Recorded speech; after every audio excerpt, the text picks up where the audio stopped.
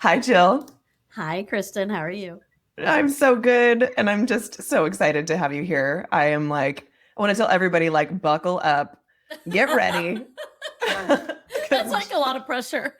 no, no, because we were laughing. Like, you make me laugh, first of all. Like, you're just a fun person to be around. And I think that just comes across in every room that you show up in. So no Thank pressure. You just get to be your amazing self. you. So Okay. I'm in that.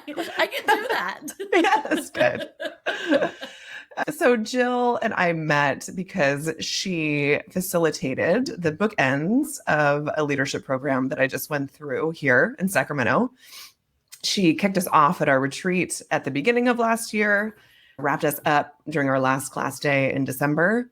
And if you've ever been through a guided conversation as part of the company that you're in, and you're picturing yawning the whole way through and wondering what you even talked about for 8 hours when it's over, I want you to now picture the exact opposite. Like, it was a completely different experience. I've been through so many facilitated conversations in the past in my previous corporate life, and you are one of a kind. She has like a true gift. I've never had so much fun while learning so much, not only about myself, but also how to work with the people that I was about to be in the trenches with for a year. She has a way of getting you to reflect and to dig deep, but in a way that doesn't feel intimidating. I think sometimes self-reflection can feel a little bit like tender and a little vulnerable, even when you're not around a bunch of other people that you don't know. Yeah, right. Even when it's by yourself and you're not actually out loud. Yes. Yeah. And I actually ended up learning so much from what she shared. And I've shared this with her prior to our conversation today, but it actually helped shift some of the thinking that I was doing around how I was building my own business, which I'm sure we'll get into at some point. But I think that just speaks to the real power that Jill has in this work. And it's not easy work, but when it's being held by someone like Jill, it feels like a total joy. So I'm just so stoked for you to be here. Thank you so much for coming to hang out with me. God, thank you. Could you just follow me around and do that introduction for me everywhere I go? Could I give you my calendar and you could just like jump in and introduce me that way? Happy to. Absolutely. Excellent. It's called a Kristen in your pocket. I love that. You can market that. There's something to that. Well, I will say, years ago when I was still living in San Francisco, a friend of mine and I went to an ice cream shop and they had these keychains that were a Mr. T in your pocket. So it was like this little keychain. And Yes. like, you press the button, it's like a pity the fool. Another one. So my kids found it recently and it still works. And I was dying of laughter because it's still funny.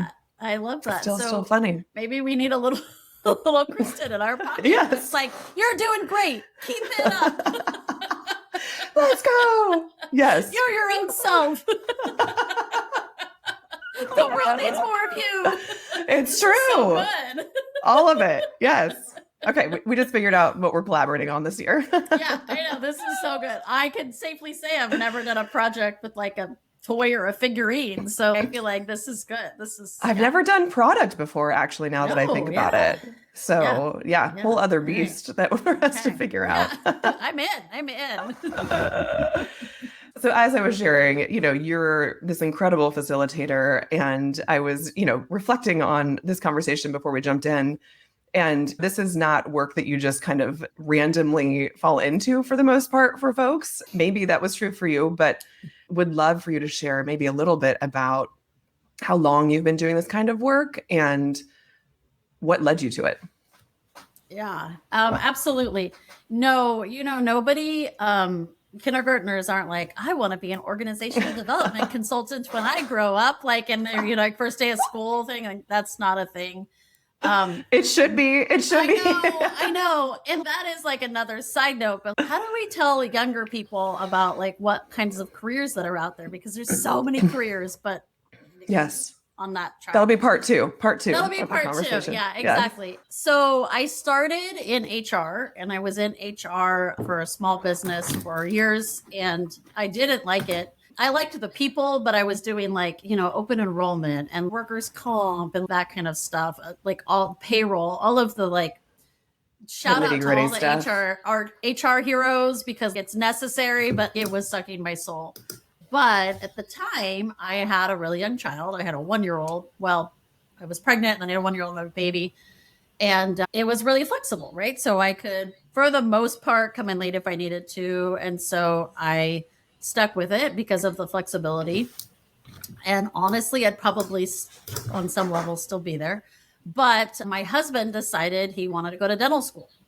And so this was sort of we're high school sweethearts. We've been together for a million years. And so he'd kind of always wanted to go to dental school, but he really decided after our first son was born, that's what he wanted to do with his life. And so when our first son was 3.5 and our middle son was 6 weeks old, we packed up and moved to San Francisco to student housing. And we lived in the city for 4 years while my husband was in dental school. Don't worry, this is coming back around to like. It's good. It's good. I'm loving. I'm with you. I'm on your journey. Okay, yes. Good. Thank you.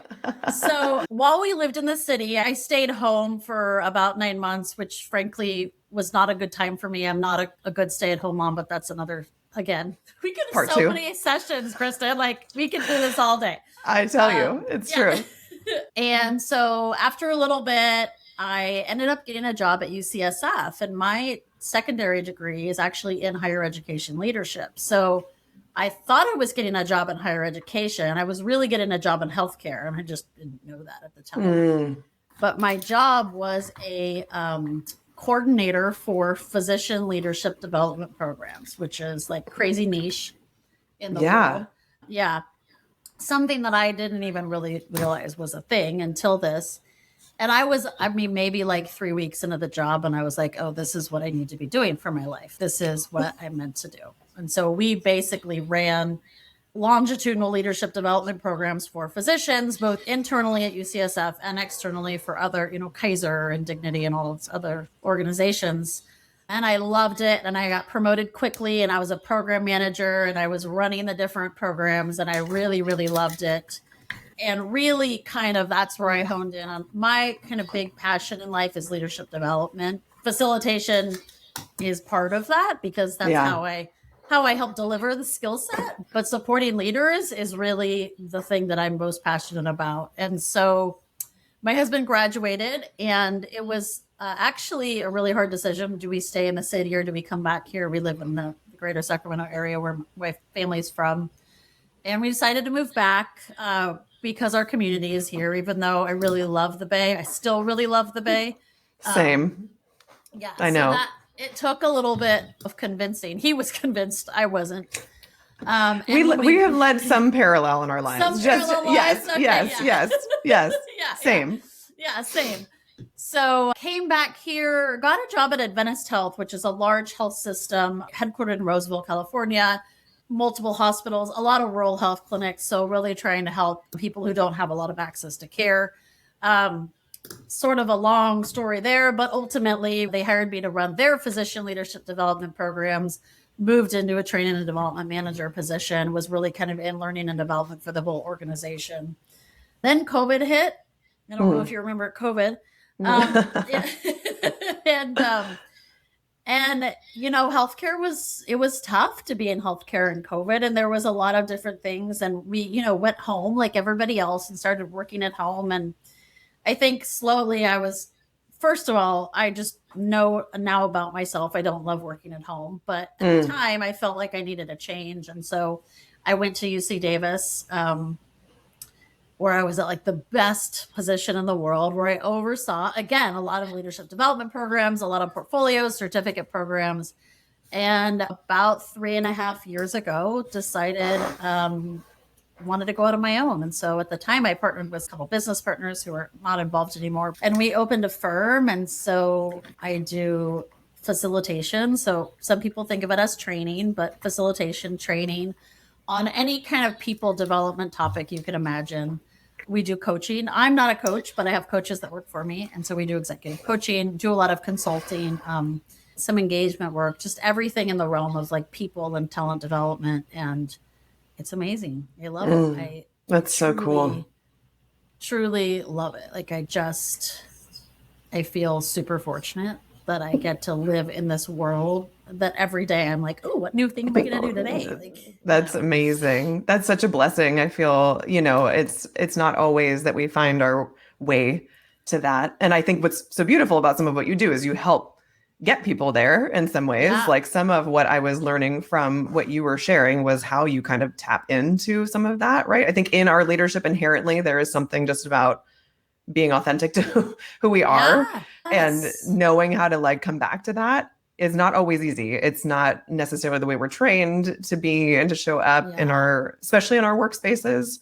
If you reflect back on those early days when you shared that you knew this was the work that you wanted to do, can you remember like what about it was calling to you? What were the pieces that you were like, oh, either this is what I was missing or this was something I didn't even know was a thing? What was it that really kind of like got you to see that? So I was the fact that I just didn't even know it was a thing. You know, when I was in college, I was very involved in leadership. I was in a sorority. I was the president of the all sorority council at Sac State. So I was very involved in leadership and I really enjoyed it, but I didn't have a name for it. And so when I got to UCSF and accidentally landed in this role, I realized like there's whole careers out of working on communication with people and working on change with people and working on trust in the workplace and conflict. And I was like, oh, these are topics that I love. This is stuff juicy. I love. Like, yes. And I didn't even know really that you could make a career out of that. I mean, my mom's a teacher. My dad ran hardware stores. So, they had these jobs that were like pretty well defined. So I just didn't know that was a thing I could do. And as soon as I figured that out, and it didn't take me long, I was like, wait, are you telling me you make a living doing this and you make a living doing this? And like, I saw myself and knew right then that I could do that. And it's evolved. I mean, it started, frankly, pretty selfishly just because I really like it. But it has really evolved where I really do feel very strongly that most, if not all people could love their jobs if they had better managers or better leaders. And so part of really why I do what I do is because I feel like we all deserve to enjoy our workplace. Most of us have to work for a living, whether we like it or not. You need food on the table. And I just don't think it should be like this gate-kept thing that these people get to love their job, but all of these people don't get to love their job. And there's so much science behind people don't leave organizations, they leave management. And so there is a lot of ability to make an impact by helping those managers lead better and helping them understand what does it mean to be a leader and how do you lead in a way that people want to be around you and that makes them feel seen and makes them, be understood. And that's kind of my ultimate vision, is really to just live in a world where people like their jobs, like to show up to the place they have to go to make money because they have a supportive manager. Yeah, the place where we have to spend the majority of our time, right? Right. Yeah. Most of us anyways. Yeah. Could you maybe this is not answerable, but do you notice a pattern? Could you speak to what are some of the biggest mistakes that managers make? If you are leading in a company right now, say someone's listening to this and they're going, gosh, I'm not totally sure necessarily if I'm showing up in a way that will drive people away. Are there qualities or attributes or actions or performance issues that can kind of make it worse, make it better? I guess I'm speaking more to, are there common mistakes that you see people make? Yes. And I'm going to step back for a minute because I just want to say we as a society, first of all, I love higher education, big proponent of higher education. My master's degree is in higher education, really love the learning. But I think we don't do ourselves any favors as a society because we do a great job training people around how to be technical, right? Yeah. So how to be a really phenomenal engineer or how to be a really phenomenal lawyer. What we don't do is do a great job of educating people how to relate to others and how to lead others. Totally. And so people in the workplace get promoted because they are really good at whatever their job is, right? Yes. They're a really good medical assistant, or they're a really good teacher or whatever.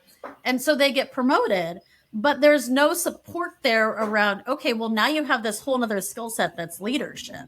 There's no support around there. And so the first thing I would say is, if you are a manager or a leader, recognize that is a different skill set than whatever your actual job is. Yeah. And so you can spend all the time in the world on how to be a better engineer, which is important. But if you are not equally trying to build your skills as to how to relate to people and how to manage change and how to communicate, you've probably got some deficits. The number one thing I think people probably don't do enough of is clarity. Actually documenting, what do you mean? When do you mean it? What are you saying? We just sort of assume people understand what we mean. And it turns out we're all very different. And so we interpret things very differently. And I think a lot of the world would be a better place in the workplace as if we actually like wrote down, hey, here's what I'm asking for. Can you do this? Yes, I can do this, sort of thing, versus just sliding by in the hall and assuming that person, got your comment.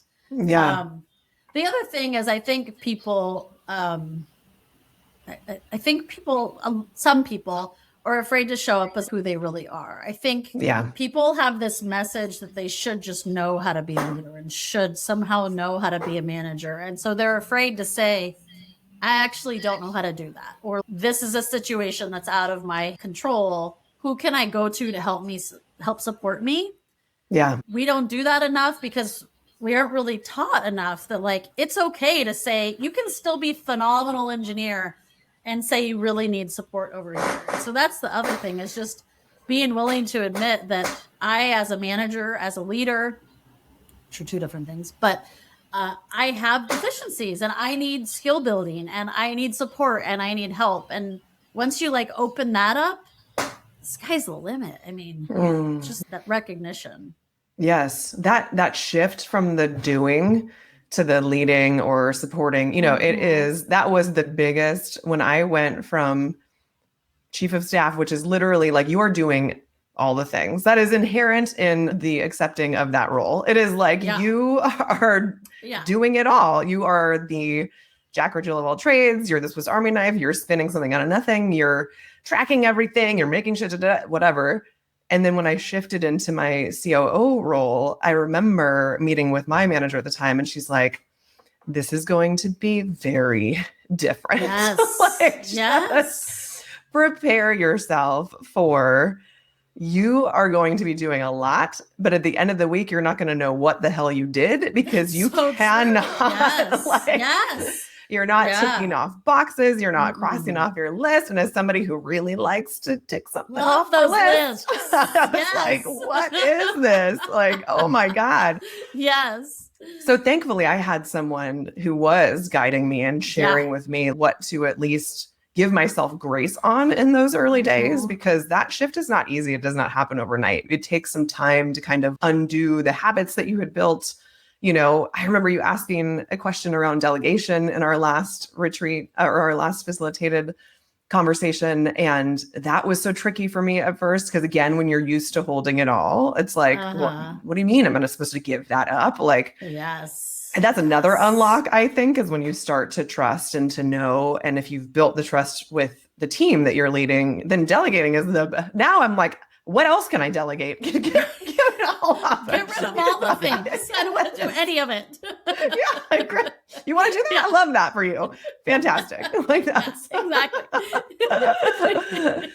So it's an interesting change. And I love that you just said that managing and leading are different things. Is that what you just said? Because I think, right, there's so many. I've spoken with a lot of women recently who have either launched their own thing or they're building their own thing. And so this idea of leadership, the definition of it has to change, because they've been used to being the corporate baddie that's leading a team of 100. And that is what leadership means in their mind.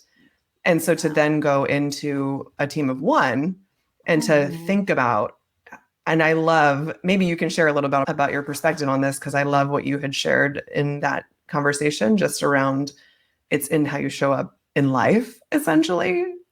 Yeah. I mean, I feel very strongly that if you are a human, you are a leader. You have the Mm, opportunity to be a leader anyways. There's so many different facets of our lives. And you're a leader when you're not even realizing it, right? The really fun example of when you're getting off of a plane, the person in row one, there's a whole plane full of people waiting for them, and they have the opportunity to be really quick about pulling their luggage down and getting their jacket on and moving out of the way, or they have the opportunity to stand in the middle of the aisle and slowly put their jacket on or figure out where their rolly blag is while the whole plane is waiting. Like, that's a leadership opportunity, right? You have the opportunity right there to lead a whole plane full of people, but we mm, don't think about that, right? We think about, well, how many direct reports do I have? And that's important, but it's not the only way to lead. And there are a lot of people who don't have a path to have direct reports and don't have a path to, have this big organizational chart underneath them. And I really think it's important that we all understand that that doesn't mean you're any less of a leader. And in mm, fact, most of the inspirational leaders we think about, they don't lead through authority. They lead through influence. mm. They don't have direct power over people. They Yeah. lead through relationships. They lead through influence. They lead through connections with other people. And that's the ability you have. Anybody that can breathe. And in fact, I did a session this morning with the SPCA. And then we joked about, like, even dogs are leaders, right? So you don't even have to be human. There are leaders in Yes. every situation. That's a good reminder because I think, yeah, we don't always think about how our day-to-day actions can be an opportunity to lead or Yeah. to show up in the way we want to show up. I'm curious too, if we kind of rewind back when you were just touching on, 3.5 years ago, deciding that you wanted to go out on your own. Can you speak a little bit into, yeah, I always love to hear, there's these kind of inflection points in people's careers around like, I landed this thing and I didn't even know it was an option and I was called and pulled to do this. And then you're called and pulled to do, something else, not something else, same line of work, but on your own. Were there whispers of that for you for a while? Or was it like, bam, it's time for me to go out on my own? Well, if we want to get totally transparent, I moved into a different role and I had a really difficult manager. Well, hey, there we go. Lived Not going to experience. drop any names or anything, but truthfully, at the age of what, I don't know, at the time I was 42 or something, it was my first experience with a bad manager. I have been so lucky. I have had the most phenomenal managers who just poured into me, who saw me for me, who led me to where I am now. Heather Dunn Carlton, Neeraj Sehgal, Kirsten Mijos, Loretta Sloan. Anyways, okay, so I had to call out their names. Love it. Yes. And I got in a position where I didn't have a manager. I don't know. I don't want to call her a bad manager, but I mean, there was some room for improvement. And in my line of work, all I do is try to help people be better managers and better leaders. And so that felt suffocating. And it didn't take me long to realize I had to do something different. So at that point, it was like, can't stay here. I can get another role, which could be a possibility. But I really have always felt like there was something that I've offered in this space that isn't necessarily out there all around, and felt like it was the time. Like, I'm going to bring it there. Like, I know what I do. I know the knowledge I have. I know I'm always learning, and I know there's value there, and it's time. And truthfully, it was a privilege as well, because I have a husband who was able to support me through that transition, and I do appreciate that. So I was able to take that leap, but it was that time of like, I got to go somewhere else. So what am I going to do? Right? What's that next step for me? And this is where I felt really strongly that I needed to be at. That's so cool. I feel like when you start to feel those rumblings or the whispers of like, I've got something more to give and I don't know that I can do it in-house, it's an interesting thing to start to listen to and go like, huh, what could that be? What could that look like? And first you just want to squash those rumblings, like, go away, rumblings. Like, no, I've got 3 kids. I've got a lot going on. I don't need anything else. But yes, I mean, it's in my nature to be a driver, right? Like a doer, a go-getter. And so it wasn't going to be good for anybody if I stayed there in a position that I wasn't happy in. So, oh my gosh. Yes. No, yeah. no. What, if you can remember, were there, like, what did you find the most challenging about going from being a full-time employee to launching your own business? I am somebody I am a rule follower. I thrive in stability. I'm not a boundary pusher by nature. And so it was really jarring waking up and realizing like, well, technically there's no place I have to be, right? Like, Yeah. I mean, obviously I have children and whatnot, but not having that like rhythm that was built for me by whatever job, because I always had jobs in large corporations that, you're on your computer by 8 a.m. and you're there until 5, whatever. So that was really jarring for me. This was not difficult, but I realized in a couple of months, I was like, why do I have so much time on my hands? And what I realized was when I was in these large organizations, I was spending 4 to 5 hours a day in other people's meetings. Yeah. And they were, meetings are necessary. We have way more of them than we need, but I was spending a lot of my time in meetings that were not getting me or my position or frankly, even the organization further. And so Sure. That was pretty jarring, being like, oh, I have finished everything I need to finish for the day. And it is 3 p.m. And why is that? Am I doing now something what? wrong? Like, yes. And at the time, truly and transparently, I was in therapy at the time because I'm not great with transitions. And she was like, just go do snow angels on the carpet in your living room. You can do whatever you want for those last 2 hours. Like, I really had to adjust that mindset. Like, you are working at a desk from 8 a.m. to 5 p.m., whatever that looks like. And so that was very different for me. Now I'm busy enough that I cannot do snow angels, and I wish I could do snow angels. I could have done that. I know. All right. Why didn't I do the snow angels on the carpet? That is always the case. I think it is always the case. You cannot, if you are an ambitious, driven woman, it is almost impossible. I think even if you have done the deep work of like acknowledging that you need to pause and you need to rest, when you have that kind of time, it is really hard, like, to allow yourself to recognize that your time does not have to be allotted to productivity or what you've decided is productivity. And I think we're in a capitalistic society, so that's not just a female thing, but just in general. Right. That can be really, really hard. And then you look back on it and go, could have been cool to like go on a hike that day. I'm like, why didn't I read books? Like, why not fret over what else I should be doing, what other thing I should be doing. Yes. I don't know though, did you find I'm at that interesting moment where it's like, even though I'm still continuing to build up my advisory work and I'm continuing to build up the work, I find that there's always something to do for the business. I'm like, okay, well then I should be doing blah, blah, blah. Or like, I need to like get my whatever plan to get, or I need to be doing more for visibility. I have found what is really tricky in this space is to know what is enough. Because if you're building a business, it can just look like this outside of the direct work that you're getting paid to do. The work on the business feels never ending. Like there's no moment where I'm like, feel like I'm like good for the day. I can do, so how have you created those structures for yourself to know what needs to get done versus what is like a could get done at some point? Yeah, that's hard. I mean, it's really hard. I always giggle a little bit when people are like, I want to work for myself because I want to be able to do whatever I want, whenever I want to do it. And I'm like, I've never had that. Like, what? Like, huh? When you're in bed at 8 p.m., you're like, should I be doing X, Y, Z? Or you're thinking about something, or if you love the work and you're excited about it, you're like, oh, I could be doing blah, blah, blah. Exactly. Yes. I mean, I try really hard.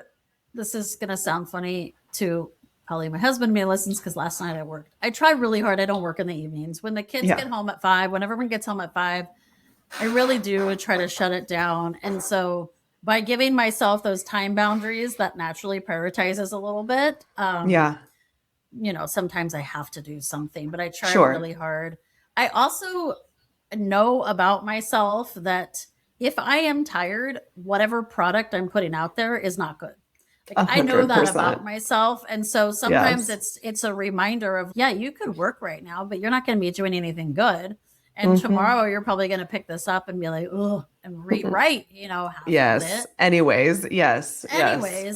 But it's hard. And now I'm at a point where I'm incredibly busy with the actual work. And so all I'm worried about is, am I spending enough time on the other stuff, right? Where it's like it used to flip, right? Am I spending enough time on the actual, am I actually spending enough time on the deeper work, on the marketing or the systems or the processes, whatever? And that's a struggle too. So I definitely have no answer here. Okay, fair. Yes. None of us have answers for sure. I think sometimes it can feel helpful just to even hear how folks are trying to navigate these things, because it's such a universal, I think, experience for anybody launching a business where there's so much to navigate around.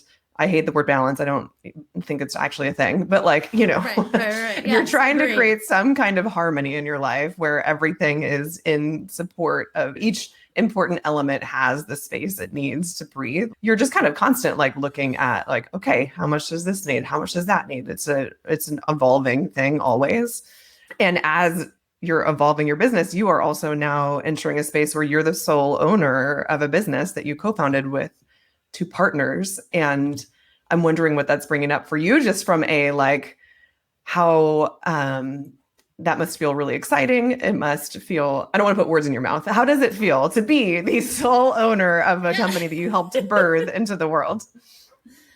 It feels pretty phenomenal. I'll be perfectly honest. I think this company had the phases it needed to have, right? And so I think when we had multiple business partners, that was the phase this company needed. Absolutely. And then there was a time when this company was really ready for just one voice and one person's image of what this needed to be. And then we're in that phase now. And it's been phenomenal.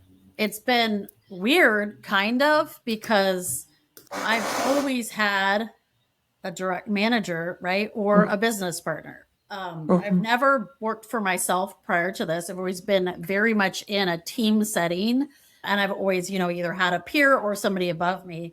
And so sometimes I'm like, looking around like, what should I do? Oh, it's just me. I need to make a decision on that. Like, there's nobody else. So it's been kind of a shift, but it's been great. And I have two phenomenal women that work for me doing operation stuff. And they are, I couldn't say enough about Beth. And Sachiko. I'm trying to get Sachiko on the show. That she's going to be on it. I'm obsessed with her. Yes. Oh, I'm obsessed with her too. By the way, that was one of my greatest professional milestones. Is I worked with Sachiko at UC Davis, and when I left UC Davis. Oh, you didn't? No. When I left, she reported to me at UC Davis, and when I left UC Davis, she said, "Take me with you," and I said.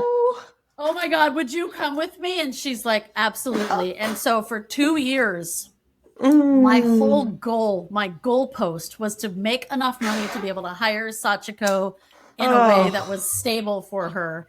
And August 1st last year, so it's been like it's been a year and a half now, we were able to hire her, and she came over, and it truly, the fact that I could poach from UC Davis, like that was hello. Sachiko, she's such a quality human and so thorough and so helpful and she's always in my corner. She's always in my corner. And so her and Beth, who is like 25 and loves Taylor Swift and just super energetic. Keeps us young. I love it. Keeps us young and brings so much joy and energy to the room. And we're like, can you post this on Instagram? And 20 seconds later, she's like, it's done. And I put a story and I did, like that kind of thing. Oh my God, I need that energy. Yes, I love it. It's so good. And just the two of them. And I call it my women era. I'm in my women era. Because I'm just at a point where, and by the way, I have 3 sons. So I absolutely love the male counterparts, but just really in this space where I've been able to work with a lot of phenomenal women. A lot of my client contacts are women. Just a lot of the relationships I've been able to make are just amazing women who are just doing amazing things. And I am just loving it. Oh, I love that. I get asked that question sometimes. Why women? right? Because same, like some of my favorite humans are dudes. My husband's amazing. I have a son. I have a great dad. My brother, like I love men. Right. Yeah. But the reality is this is the work I know best because this is the work that I've lived through. And so it's just that it lends itself in some ways, right? I'm not speaking into that for you, but I think that for me, it's not a zero-sum game. Just because I am choosing to support here does not mean I don't also want to see this group of humans win. It's just that I think I can best serve in this way, right? So it's like we get to love all the people, but yes. the work, all the people. Yes. But there's also some inspiration I think I pull from other women, and I can relate to that. Not that I can't get inspiration from men, right? I do for sure. But it's okay to say you don't. I'm kidding. Yeah. I'm kidding. Dad, I get inspiration from you, I promise.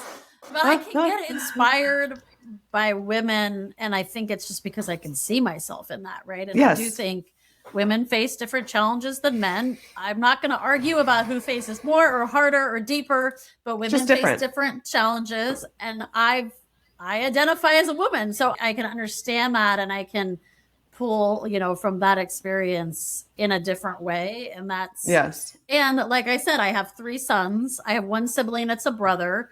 I'm married to a man. I have a phenomenal father. There's a lot of men in my life who are lovely. Wonderful. Yes. And it's kind of wonderful to spend some time with women also, right? Totally. Yes. No, I'm here for it. It was an interesting moment for me last year.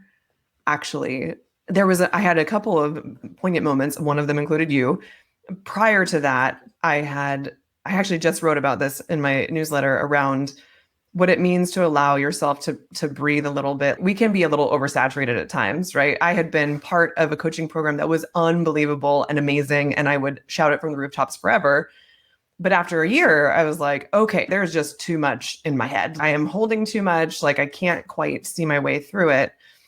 And I really am not kidding. Within 2 weeks of the program ending, it was like, boom, like this light bulb went off because I let myself get quiet and really imagine and envision who do I want to serve? What is the work I want to do? And every single person that came to mind was a badass woman I've either worked with or for, or would want to work with or for. And so it was in the saying it out loud, I was like, oh, that feels a little scary, but also I'm just going to name it and claim it, as they say, right? Yes. And StrengthsFinder talk there. Is it? Is that what it is? Yeah. Oh my gosh. Okay. Well, this is perfect timing. I think we did that activity. Perfect timing, because it was so funny. It's top of mind because I just read Hoda Kotb's latest book, and it's called. I haven't read that one. It's not okay. I don't want to deter anyone from getting it because it's lovely. But you could kind of get what she's saying in the book just from listening to her speak. And I find her to be a much better speaker than she is a writer. But she's very much she says name it and claim it all the time throughout the book. Interesting. Okay. In my head. It's totally, I don't know if Clifton Strengths started it, but it's a Clifton Strengths thing, is strengths. This is not surprising to me because I'm also now obsessed with Clifton Strengths because of you. There you go. And I am curious what you've seen with people. So just to share my story, I, went into that retreat and we went through the strengths finders, and Jill helped. What's beautiful about having someone facilitate this for you, it's very different, I think, when you do it on your own and you're trying to kind of read the diagnostics and you're kind of like, I don't really know. And it is quite layered. And so to understand why things show up as they do, it was really incredible to have somebody to guide us through that. But my light bulb moment was, I had been building a business the year prior and I had done really well on paper, but I was like, what am I really doing? I don't love the work. And why am I going to build a business around work that I'm not that excited about? That doesn't make a whole lot of sense. I could just go get a job, not that going and getting a job is easy, but I could, shift my energy over here. And when you walked us through that, and I started to see, oh my gosh, 3/4 of my strengths lie in the relationship building bucket. And I'm building a whole ass business on things that have nothing to do with any of that. What am I doing? And then I think it's such a truth for so many people that your inherent strengths or your unique talents are not necessarily what you think of when you think about how you can make a living, because they are just inherent to who you are. You're not conscious of them. You're not Right. aware of them on the day-to-day necessarily. So to have like a spotlight shown right on that was like, wow, this is amazing. Yeah. Have you seen people have those epiphanies where it's like they either see something they never saw before, or they're just like, sometimes I think we can be surprised in a way that we're like, oh, no, I actually love that. Like, what is that? Who is this? Because this is not me. Yeah. But how often do you see people get surprised by it? All the time. I mean, so I facilitate 3 different assessments, primarily DISC, Clifton Strengths, and Myers-Briggs, and I love them all, and they all have their use in different things. But the reason I love them for 2 reasons. And one is it gives you a language to understand why the things that you do that feel very natural to you don't work with other people. And before you have that language, it's kind of like you're just constantly hitting this wall and bouncing off, but not really understanding where the wall is or why the wall is there or when the wall shows up. It can be very disjointing. And when you're able to like kind of look at that, you start to realize, oh, it's because I'm this kind of human. And these are the things that are important to me, or these are my natural behaviors. And that's different for others. And the other reason I like these assessments is because it gives an answer to, that question of why the hell does he or she do X, Y, Z? Yeah. And we tell ourselves the story of they're doing that just to drive us crazy. In reality, that is not usually the case. They're usually doing X, Y, and Z because it's natural behavior for them. And that's what they know. And so when we're able to start looking at the assessments and really say, okay, this is who I am. Oh, and this is who you are. That tends to be a real aha moment. With the Clifton Strengths, generally there is one of the top talents where people are like, who is this? Like, It often is. They'll be like, yes, this is me. This is me. This is me. This is me. This is not me.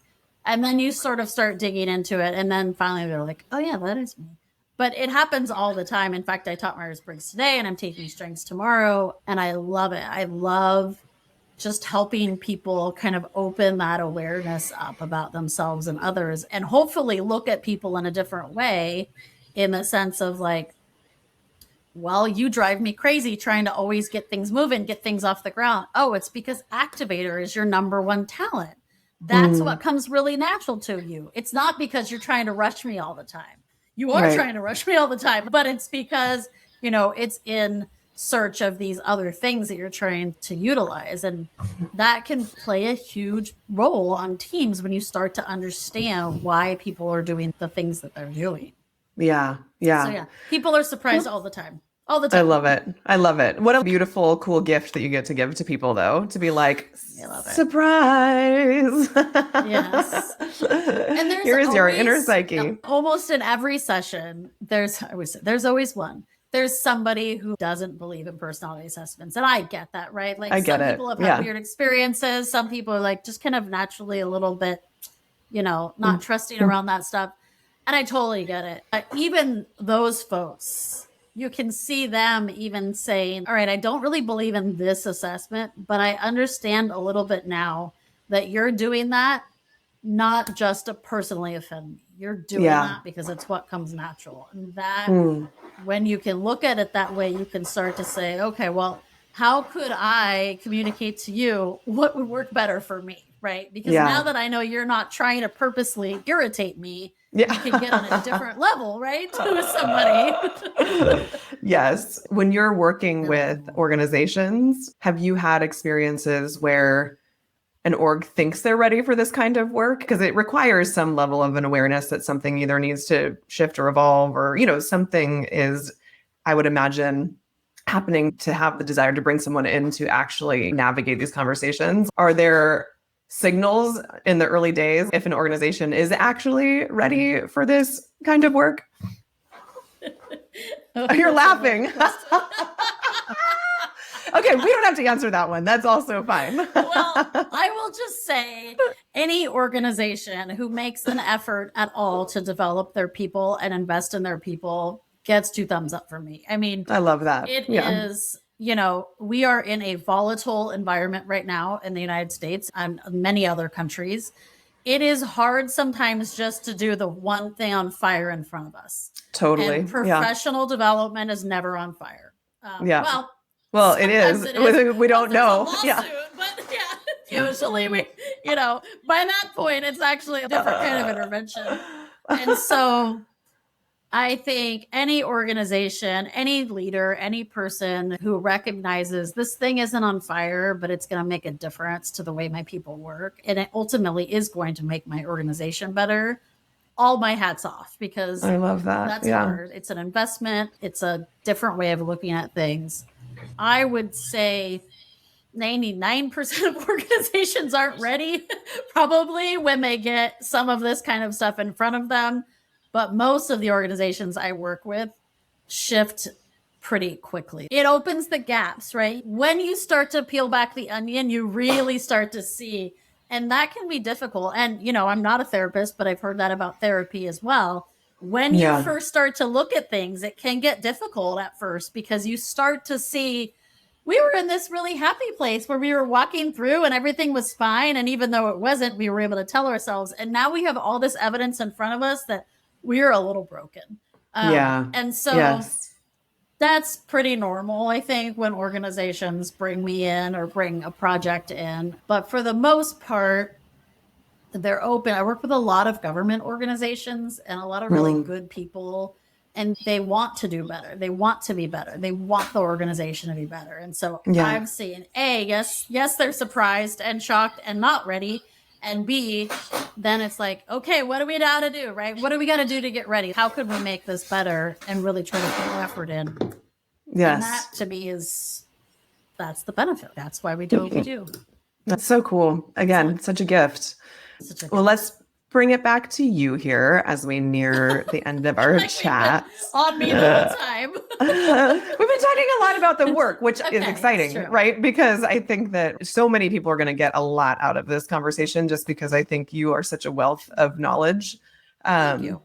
But I'm curious about, for you, when you think about early days, dipping your toes into the career world, has your idea of success evolved over the years? Yes. I used to ask this question as, how has your idea of success evolved over the years? And then I was like, that's really presumptuous of me. I should at least give the opportunity to say, well, it hasn't.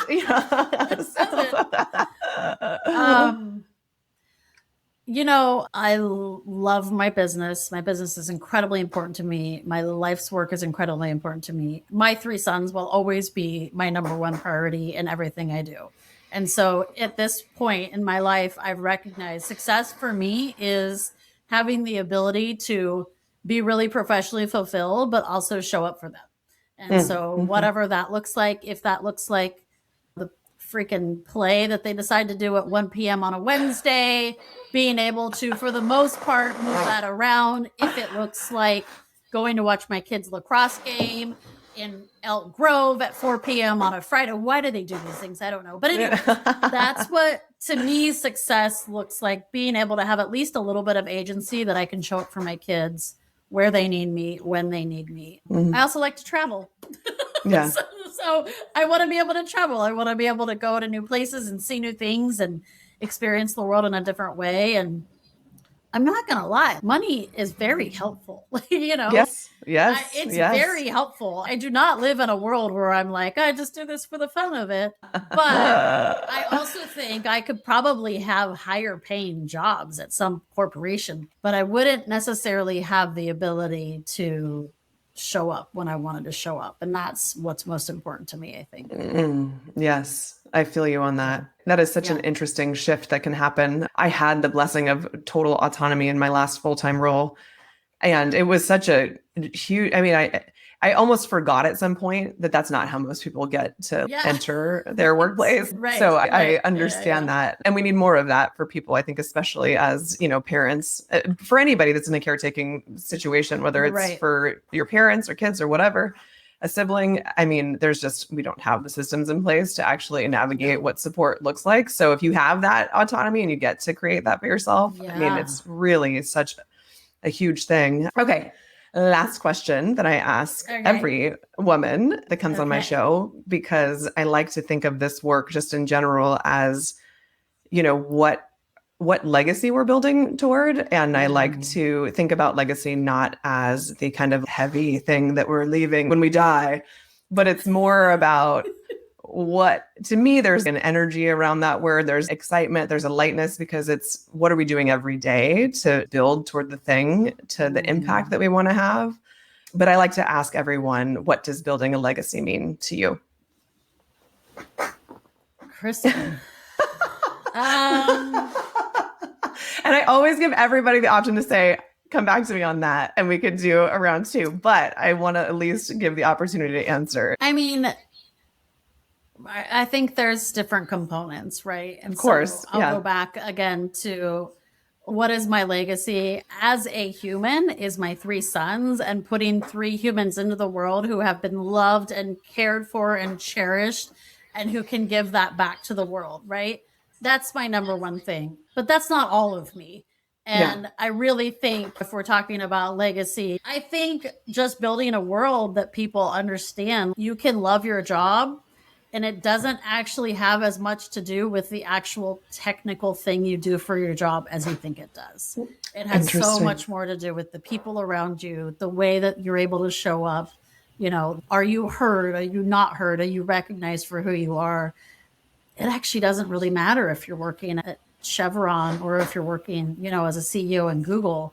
You can have those things, and that can bring a lot of job satisfaction. And that, I think, is the legacy, is people just understanding that I have to work for a living. We all have to work for a living, but I can actually enjoy those hours, and I can make really meaningful relationships, and I can have somebody see me for who I am in those experiences. And that is such a gift, and something I want more people to understand and have the opportunity to experience. That's amazing. I mean, that is that's life-changing work, truly. And that is someone having some satisfaction and waking up with excitement and energy versus like the Sunday scaries because we're devastated that we have to have been to another Monday, right? There's also just, there's such a trope around that that's so difficult, I think, sometimes, even when people are actually somewhat happy and satisfied. It's like society's telling you, you better cool to say that. hate Monday, like work for the weekend. And it's like, wait, really? There's so much of that that we can unpack, but for another time. It's like, don't tell anybody if you like your job. You better make it sound like you also are terrified of Mondays. Miserable, right? Or it can be so, I think, just ingrained in the way we enter the world that it's like we're not even conscious of it. No, right. In the same way, this is a weird tangent, and this is a weird way to end, but I feel like it's really similar to some of the, like, being a mom is so hard, or it is the biggest struggle, or you are meant to suffer through it, and like, where is your wine in your coffee mug? And I'm all for the wine in the coffee mug for a good time. But when it's being positioned as this is just the worst and you are going to, it can actually, I find that every once in a while creeping in where I'm like, wait a second, but no, I actually really freaking like being a mom. Yeah. It is a funny thing to navigate these themes that the world has presented to us and been like, well, this is what you must accept as truth. And when you start to question it, it's like, wait a second, but does it? But does it? And you're exactly right. Because it's like the world has told us,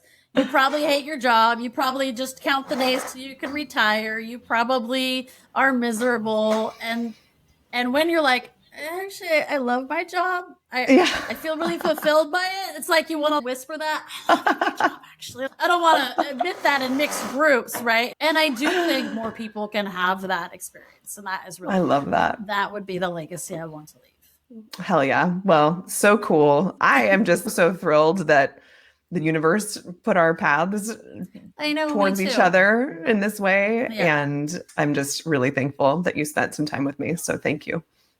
Thank you. Thank you for having me. This has been literally the most pleasant hour and a half or so of my day. So thank you. Yay. All right. Yay. All right, my friend. I'll see you soon. All right. Thanks, Kristen. Have a good day. Bye. Bye.